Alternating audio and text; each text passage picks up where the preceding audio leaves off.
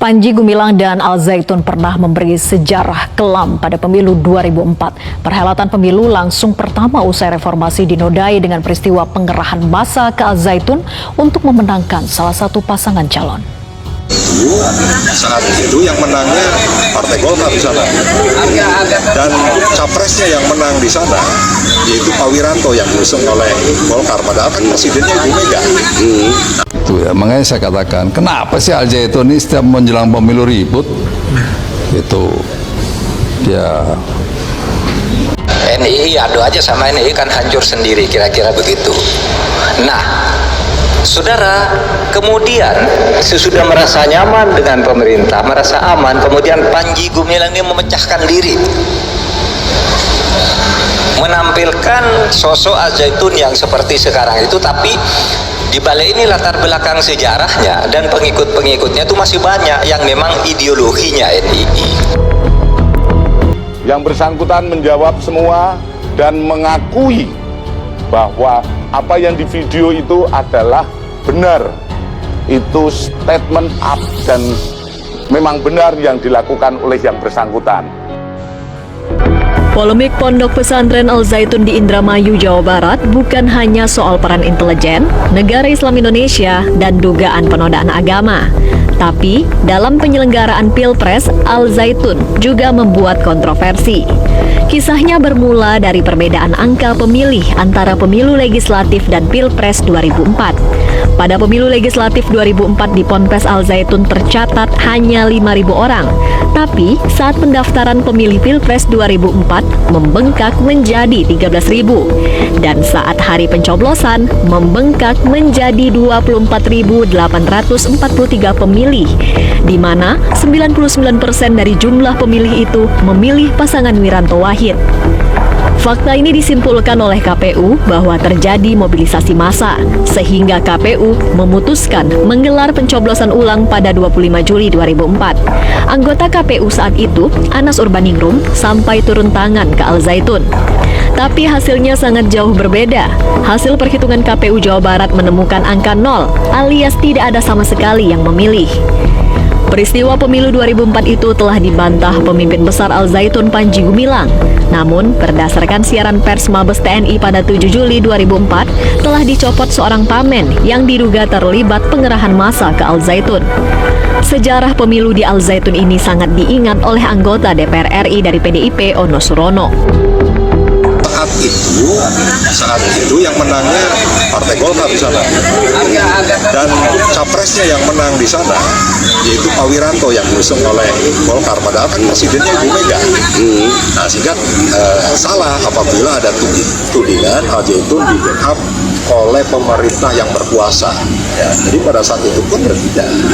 Nah, terus 24.000 suara yang ke Pak Wiranto itu karena terjadi pengkondisian mobilisasi pemilih dari luar Indramayu, luar Al Zaitun, akhirnya Bawaslu pada saat itu membatalkan tuh suara 24.000 di Al Zaitun.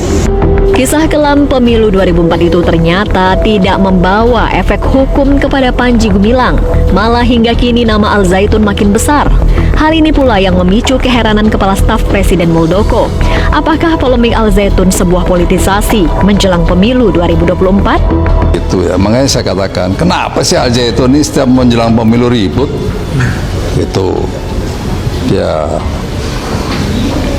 boleh atau tidak ya. Saya pikir Al Zaitun bagian dari apa itu entitas yang berada di NKRI, ya bisa aja siapapun bisa mendekati, ya kan begitu, untuk kepentingan politik. Bahwa Panji Gumilang licin adalah benar adanya karena diakui Menko Polhukam Mahfud MD. Sosok Panji Gumilang di Al Zaitun memang diciptakan dan dilindungi. Tetapi pada tahun 2023 ini, sepertinya Panji sudah mulai lepas kendali. Karena itu sekarang Panji diburu, ratusan rekeningnya dibekukan dan sejumlah aset tanahnya diselidiki. NII adu aja sama NII kan hancur sendiri, kira-kira begitu. Nah, saudara, kemudian sesudah merasa nyaman dengan pemerintah, merasa aman, kemudian Panji Gumilang ini memecahkan diri, menampilkan sosok Al-Zaitun yang seperti sekarang itu, tapi di balik ini latar belakang sejarahnya dan pengikut-pengikutnya itu masih banyak yang memang ideologinya NII. Polisi menerapkan pasal baru untuk menjerat Panji Gumilang. Selain kasus penodaan agama, Direktorat Tindak Pidana Umum Bareskrim Polri menetapkan pasal baru, yakni pasal dalam Undang-Undang ITE. Meski sudah naik ke tahap penyidikan, namun polisi belum menetapkan tersangka dalam kasus Al-Zaitun. Beberapa kelompok masyarakat pun bereaksi atas berjalannya kasus hukum Panji Gumilang.